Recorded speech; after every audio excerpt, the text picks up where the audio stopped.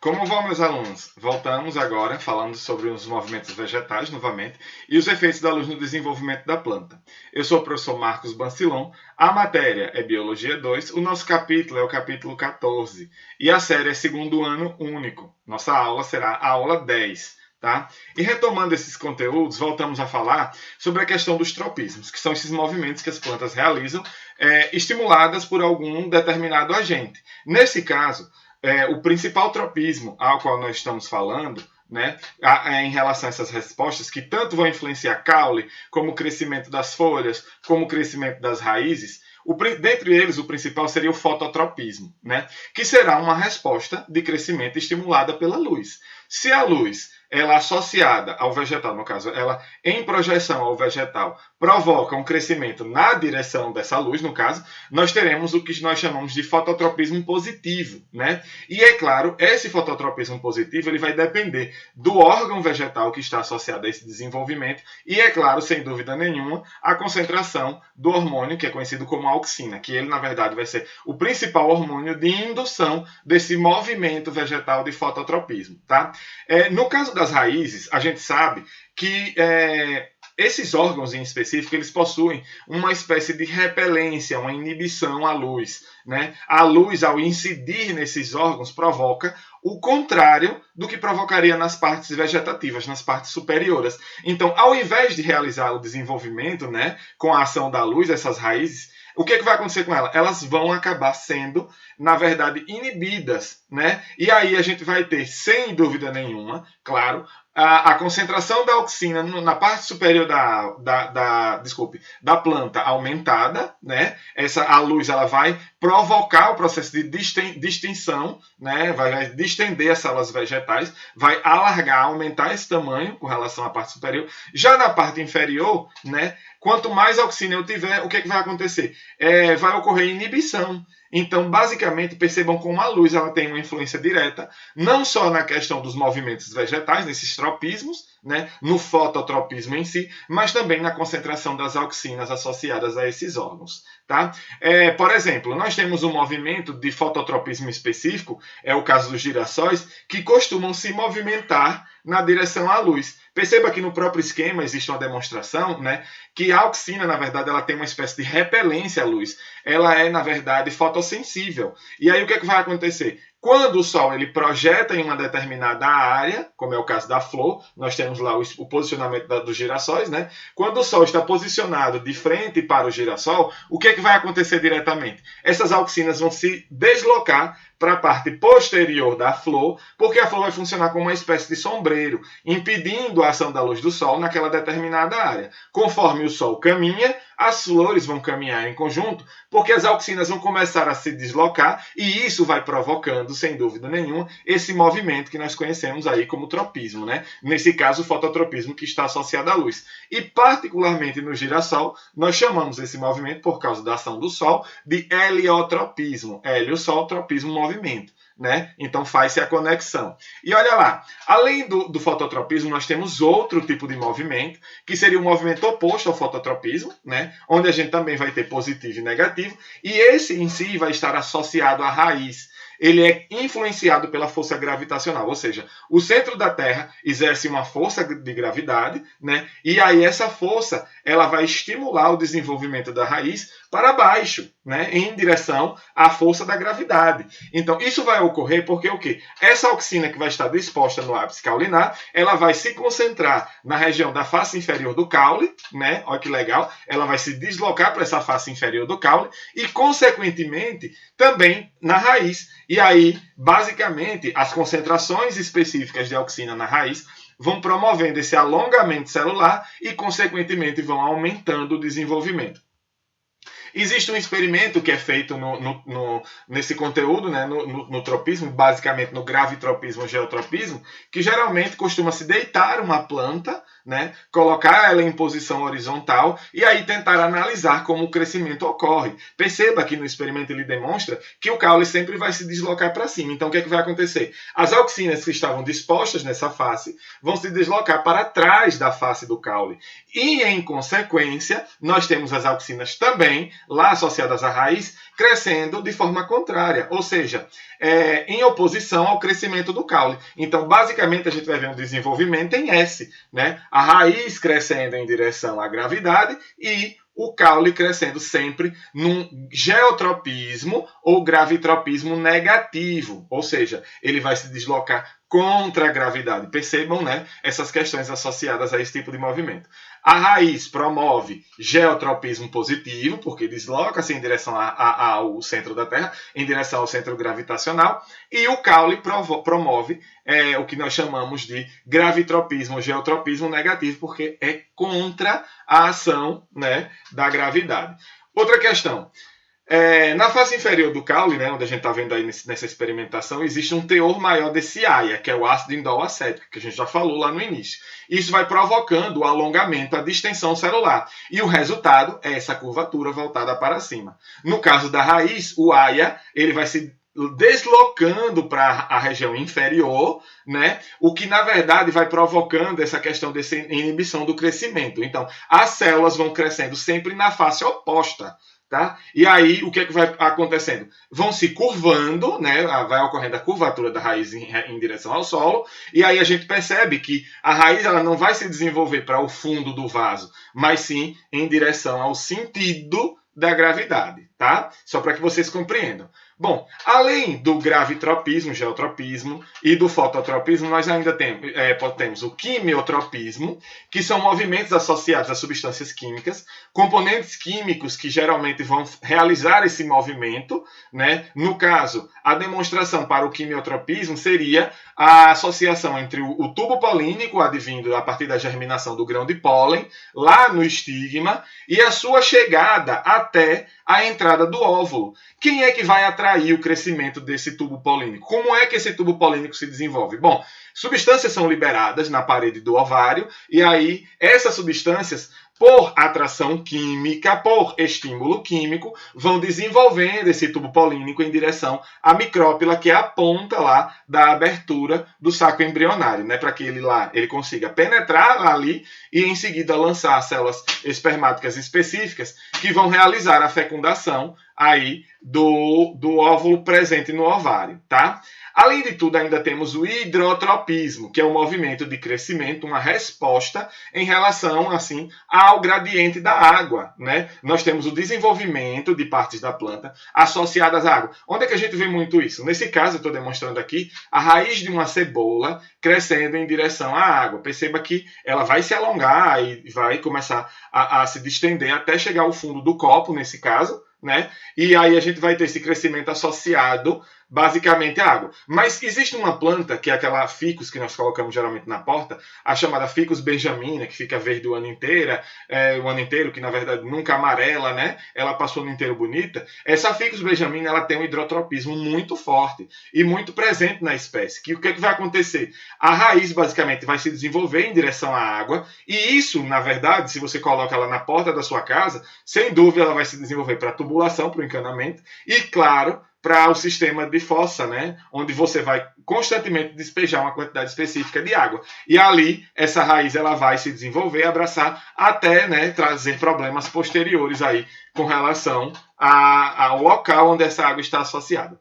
Por último, a gente tem o tigmotropismo, que também é um tipo de tropismo que vai estar associado ao crescimento, só que por estímulos mecânicos. Nós temos aí suportes fixos, né? Áreas de suporte, e aí o que é que vai acontecer? Essas áreas de suporte, basicamente, vão estar associadas ao movimento que ocorre com relação aos cipós, às lianas, né? Que são caules que se desenvolvem enrolados, voltados a uma área específica, né? Então a gente tem o desenvolvimento dessas plantas e de outras também que vão possuir aquelas estruturas que nós chamamos de gavinhas, que são estruturas de sustentação. Então, olha lá, eu tenho o caule que se desenvolve ao redor da superfície, aí, envolvendo uma estrutura, e também tenho a gavinha, como é o caso, por exemplo, do maracujazeiro, que a gente vê a presença, né, se envolvendo em suporte, se apoiando, e aí crescendo apoiada nessa estrutura, tá? Além dos tropismos, existem também os chamados nastismos. Esses movimentos, eles são movimentos que estão associados aí à reversão e não promovem o deslocamento específico, né? Como a gente está vendo nos tropismos.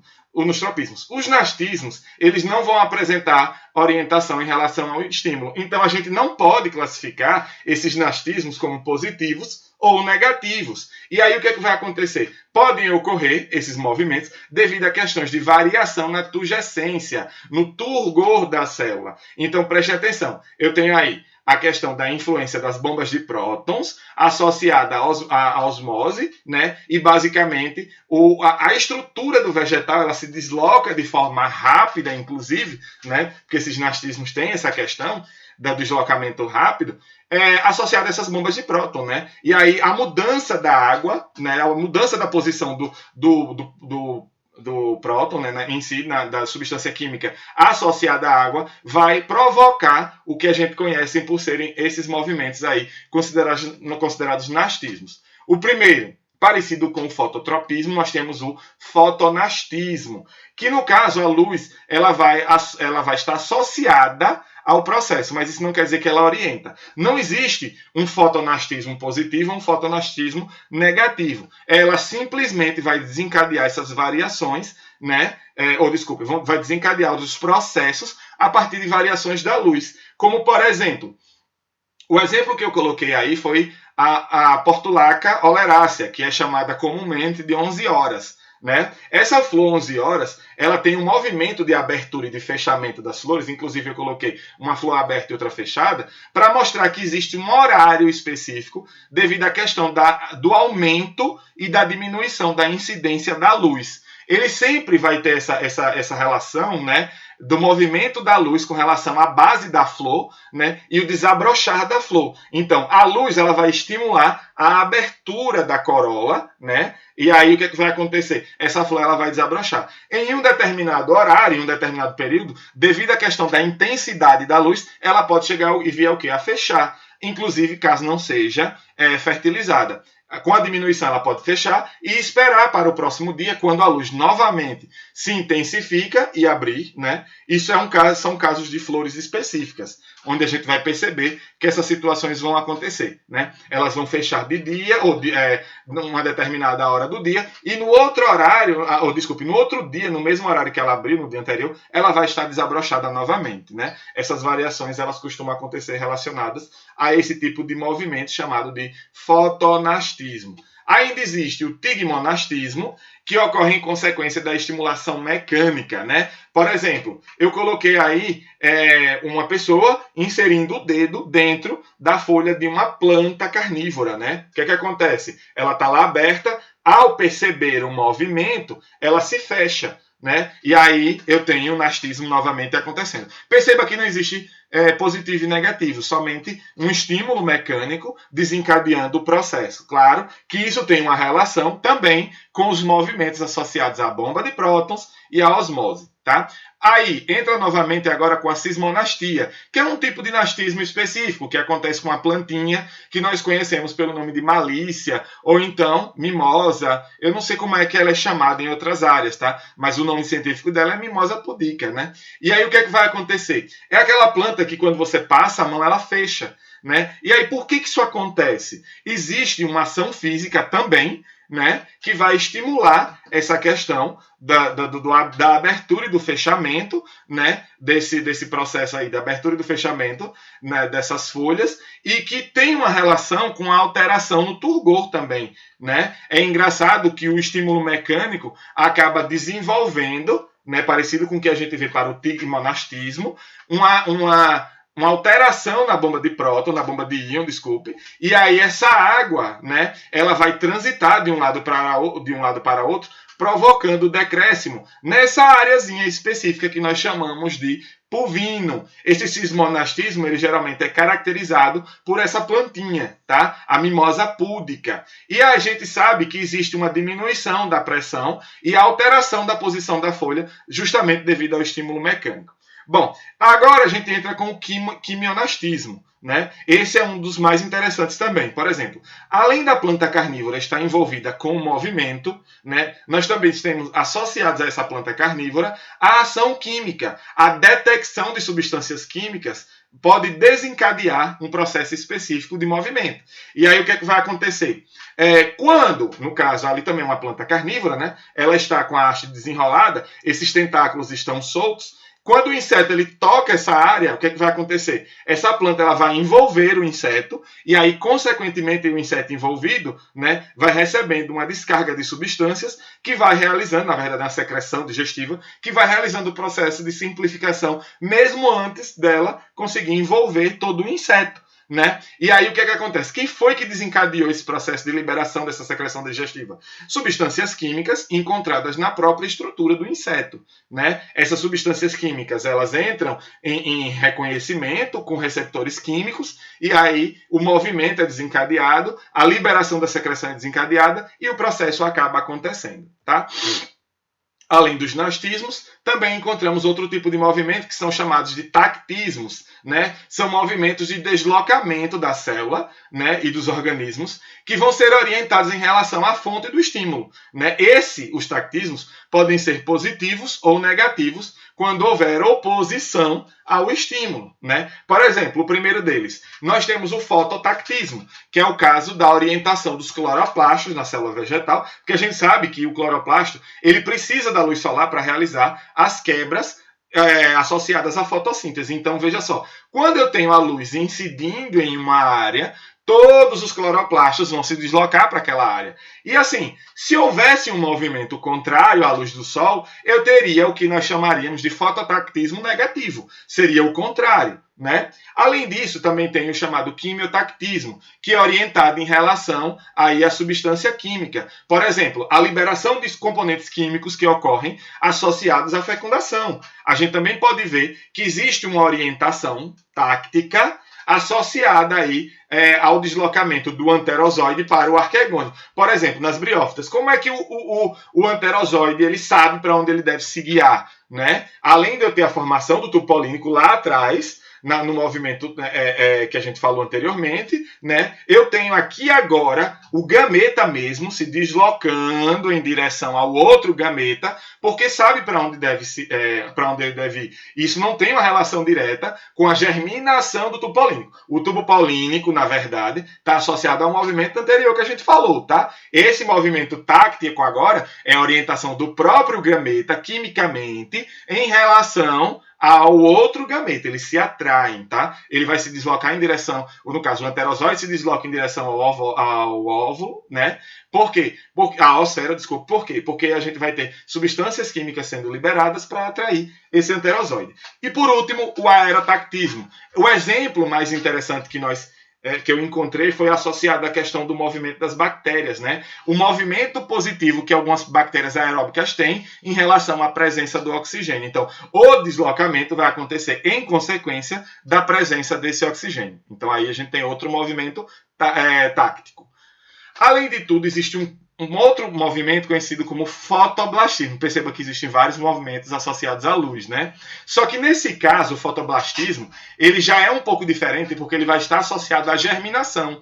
Então, assim, o estímulo da luz na semente, claro, a semente embebida devidamente pela água, quando ela começa a se desenvolver, essa luz ela começa a estimular o processo, né, de quebra do material nutritivo, de reserva que existe, e a expansão dessas células para a multiplicação celular. Então, veja só, as células em dormência elas não podem se dividir, não podem se expandir e nem também se diferenciar. Elas vão ser constantemente tecidos meristemáticos. Então, o que vai acontecer? Quando essa dormência é quebrada pela ação da água, pela própria ação do calor, da temperatura, do fogo, algumas substâncias que são chamadas substâncias inibidoras, substâncias que exercem a dormência, né, que são, quando elas são lavadas, lixiviadas, né, pela água, ou seja, levadas pela água, retiradas do embrião da semente pela água, né, ou então quando acontece a abrasão mecânica, quando a própria semente ela é rompida e aí dá-se espaço para o desenvolvimento, nesse determinado momento, a luz ela consegue invadir, ou então ela quebra esse princípio da dormência. E aí o que é que vai acontecer? Essas sementes elas vão ser estimuladas, né? E basicamente tudo que você tiver de amido, de componente reserva, vai sendo quebrado pelos chamados amiloplastos e vai desencadeando o processo de desenvolvimento dessa planta. Só que tem uma outra questão interessante. O fotoblastismo vai sendo positivo, por quê? Porque a gente tem alguns tipos de semente onde a influência da luz exerce essa quebra. Já em outras sementes, como é o caso, por exemplo, como eu coloquei no slide, da melancia, né, esse processo de contato com a luz pode fazer com que, né, ao invés de estimular o desenvolvimento, a gente tenha um efeito contrário, né, de fotoblastismo negativo, ou seja, de inibição do desenvolvimento. E outro detalhe, também está associado lá com aquele fitocromo PFR que a gente falou. Ele vai se acumulando, ele realiza quebras associadas à luz, o desenvolvimento, né? E aí, basicamente, quando eles vão se acumulando em um determinado ponto, né? O que é que vai acontecendo? Ele pode acabar inibindo ou desencadeando o processo. Isso vai estar associado à quantidade desse PFR, né? Lembrem-se disso aí com relação à presença dele, né? Nós temos o PF e o PFR que vão estar associados à presença e à ausência da luz. Nós temos aí, tá? Além do fotoblastismo, a gente pode entender que existem efeitos da luz associados à floração. Tá? Por quê? Vamos lá.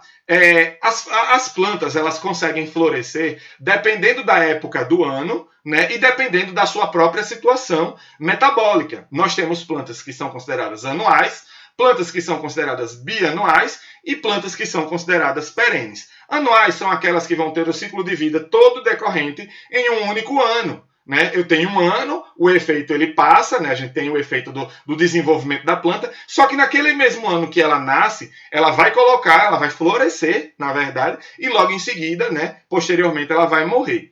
Além de tudo, eu tenho as chamadas bianuais, são aquelas que você tem o ciclo estabelecido num prazo de 2 anos. No primeiro ano, ela cresce, toda a área vegetativa dela se desenvolve. Aí, no segundo ano, ela floresce e, após isso, elas acabam morrendo. Já as plantas perenes são aquelas que vão se estabelecendo, né? Vão apresentar quantidades numerosas de florações ano a ano. Além disso, também frutificações, né? Associadas às florações.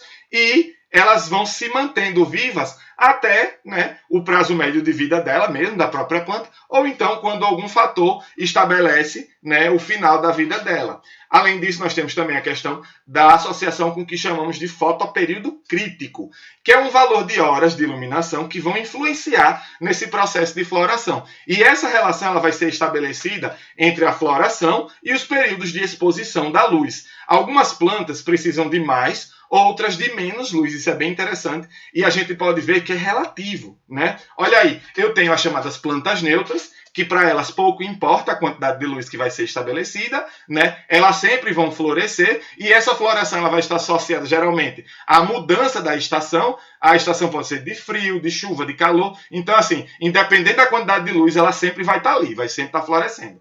Já as plantas de dias curtos, essas são mais complicadinhas. Por quê? Porque elas precisam de um determinado valor, né, de horas de luz por dia. E aí, se eu passar dessa quantidade de luz por dia que ela necessita, o que é que vai acontecer? Provavelmente ela não vai vir a florescer e também não vai vir, no caso, a frutificar, que muitas delas é o que nós temos interesse. Né? Como é o caso do morango, por exemplo, nós temos interesse no fruto. Para que ela venha a florescer e frutificar, é preciso que eu tenha esse prazo médio de horas, né, que vai variando. Geralmente, o valor pode ser, em média, 14 horas. Tá? Se você conseguir passar 1 minuto dessa hora, assim, tipo uma vez, 2 vezes, até vários dias, no determinado período, quando ela tiver que florescer e frutificar, ela não vai fazer isso. Por quê? Porque ela é considerada uma planta de dia curto. E isso também vai ter uma relação com a conversão do PF em PFR e vice-versa, tá? Exemplos de plantas assim são os morangos, os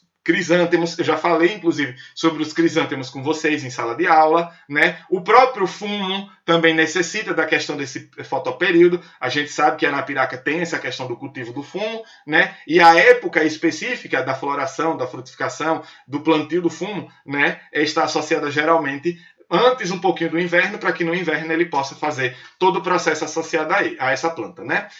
Plantas de dias longos são aquelas que precisam de um período superior, né, às PDCs. Então, eu preciso de muita luz mesmo. Algumas necessitam de tanta luz que às vezes é complicado até fazer florescer em áreas onde eu tenho um clima um pouco mais frio, um pouco menos iluminado durante determinados períodos do ano, tá? Então, ela precisa desse fotoperíodo crítico associado a igual ou superior a 14 horas, né? Ela precisa de mais que isso em horas de luz por dia. Um exemplo aí é a alface, o trigo e a cevada. Qual é a grande questão aí nesse caso? O trigo, por exemplo, não pode ser plantado aqui nas nossas regiões, principalmente no Brasil, porque além dele ser uma planta de dia longo, ele também é uma planta de metabolismo C3. Então ele é extremamente fraco ao calor intenso. Ele não sobrevive ao calor intenso, só que ele precisa de uma quantidade de luz por dia, nesse caso superior a 14 horas, para você ter o grão para fazer a farinha, para fazer diversas coisas que estão associadas à nossa alimentação.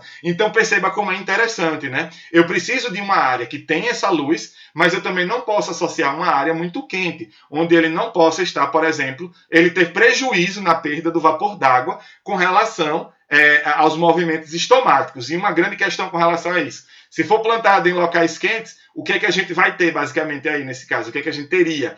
Esse trigo, ao invés de fazer fotossíntese, ele vai estar fazendo fotorrespiração. Olha lá, ou seja, tudo que ele produzir vai sendo consumido por ele mesmo, sem que ele estabeleça as reservas, tá? E aí a planta vai acabar definhando até morrer.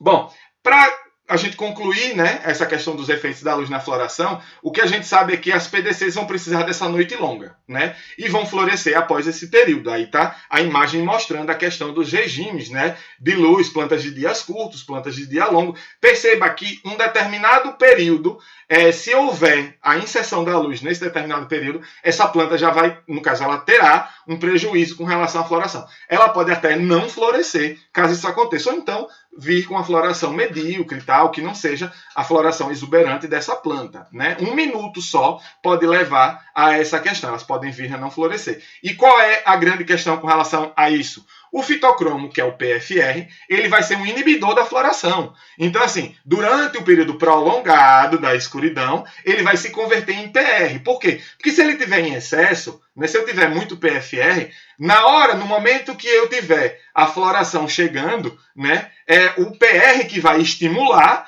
a produção de hormônios florígenos. Nesse caso dessas plantas de dias curtos, né? Essa questão dessa interação com a luz, né? Esse determinado momento que eu tiver uma grande quantidade de PR, é ele quem vai estar estimulando a produção do hormônio florígeno, consequentemente, a floração da flor, né? Isso ocorre, claro, nas PDCs. Já as PDLs, olha lá, que são as plantas de dia longo, né? Elas precisam de noites curtas. E é necessário que a luz seja mais intensa e que eu tenha um período maior de horas de luz por dia, né? Inclusive, quando elas são submetidas às noites longas, né, elas podem ter prejuízo na floração. E um detalhe, se caso aconteça essa questão das noites longas, eu preciso acionar a luz em um determinado momento para interromper, né, esse processo de noite muito alongada. E por que isso acontece? Porque o fitocromo PFR, ele vai ser, nesse caso, um indutor da floração de dias longos, né? Elas só vão florescer caso o PFR esteja em quantidade. Então, na luz, o PR é convertido em PFR e as quantidades de PFR vão determinar a formação dos chamados hormônios florígenos. consequentemente vão fazer com que essas plantas venham a florescer. Bom, na ação do fitocromo, a gente sabe que plantas sem folhas não vão florescer. Por quê? Porque tem prejuízo, né? Elas não vão acabar produzindo essas quantidades de fitocromos que vão estimular os processos de produção, né, dos hormônios florígenos. E aí, elas necessitam dessa questão do fotoperíodo adequado, né? Olha aí, fitocromo R, fitocromo F, que é o FR, né? E aí a gente vê que quando ocorre, né, a gente tem um bloqueio na questão da formação dessa síntese de florígeno, né? O fitocromo R, ele não vai provocar, no caso de um aumento da intensidade da luz, a questão da síntese do hormônio, né? E, consequentemente, a gente não vai ter a floração em plantas de dias curtos. Já o aumento da luz provoca a questão da floração em PDLs, plantas de dias longos. A gente pode ver a questão do direcionamento de um feixe de luz a uma única folha, né, que necessite de uma quantidade de luz. Se você, por exemplo, se uma planta precisar de uma quantidade determinada de luz, você vai lá e aí você direciona somente um feixe de luz àquela área ali. Aquela área que vai ser iluminada já é suficiente para realizar as conversões específicas dos fitocromos e aí, consequentemente, acabar estimulando a produção desse hormônio, que vai, na verdade, desencadear o processo de floração. E outra questão interessantíssima. Se você pega duas plantas e aí você realizar a enxertia, de um lado você tem uma planta, do outro você tem uma outra planta, né? E você direcionar um feixe de luz a somente uma delas, né, você vai perceber que esse feixe de luz é suficiente para realizar as conversões dos fitocromos para a produção desses hormônios florígenos, e aí todas as duas vão estar florescendo, né, no mesmo período. É muito engraçado isso, tá? Independente do fotoperíodo das duas, porque as quantidades vão estar associadas ao hormônio florígeno em específico. Digamos que você pega uma PDC e uma PDL, e aí a PDC, você faz a enxertia na PDL, mas só que o lado da PDC você deixa lá no escuro. E aí, na PDL, você começa a incidir luz. O que, é que vai acontecer? As inversões, né, as trocas dos hormônios e, dos fitocromos, e, consequentemente, os fitocromos vão começar a realização da produção dos hormônios florígenos, e independente de quem venha, de qual necessidade de quantidade de PF ou PFR as duas tenham, elas vão florescer por causa da presença do hormônio circulando aí na planta inteira, né? Já que ele vai circular pelo floema. Bom, com relação à temperatura, à luz e ao estiolamento, a gente também sabe que o frio ele pode acabar provocando uma alteração na resposta aí da floração. Plantas bianuais passam por um longo período de exposição ao frio, geralmente, né? E isso também pode acabar afetando, tá? O tratamento dessas sementes pelo frio, em alguns casos, né? Algumas plantas precisam dessa questão do tratamento pelo frio. Quando elas precisam mesmo, por exemplo, quando elas precisam estar cobertas pela neve, isso acontece em algumas plantas, em algumas sementes que a gente encontra na região norte do globo, na região superior e fria do globo, né? A gente vai chamar isso de vernalização. Por quê? Porque elas vão passar um determinado tempo cobertas por essa camada fria e depois aí elas conseguem germinar posteriormente ao sair, né, dessa condição de frio, ao entrar na condição de aumento do calor. Então, a exposição dessas sementes às altas temperaturas, eu vou chamar de desinvernalização. Vernalização para quando elas estão na temperatura fria, desinvernalização quando elas estão associadas, né, ao aumento da temperatura. Eu também tenho, nesses casos, um processo conhecido como estiolamento, que pode envolver a questão da condição da luz, mas, às vezes, outros processos podem levar ao estiolamento. Pessoal, para quem não sabe, estiolamento é o que está acontecendo com essa planta aí da direita, tá? Você percebe que ela está amarelada, que o cotiledônio se desenvolve em forma de gancho. Isso é porque o desenvolvimento não vai estar diretamente associado à produção da clorofila, ou seja, eu não tenho produção de clorofila porque ela não recebe a luz, tá? E aí, consequentemente, o que, é que vai acontecer? Ela só vai ter grãos, no caso, só vai ter plastos que vão quebrar amido. Ela não tem o cloroplasto que precisa para fazer fotossíntese. E aí, o que, é que vai acontecer? Ela vai quebrar todo o amido que existia lá na semente, mas não vai fazer fotossíntese. Então, como ela não encontra uma fonte de luz, quando esse nutriente acaba, ela vai morrer. Né? E dentro do trecho do processo, né, a gente tem um amarelamento, um embranquecimento, porque basicamente isso aí é amiloplasto, né? E, claro, a formação em gancho, né, como a gente está vendo aí nessa semente de feijão. Tá? Pessoal, Vou me despedir de vocês agora. Espero que vocês tenham gostado, né? E mais uma vez, aí eu deixei a tirinha para ficar a reflexão. Até mais.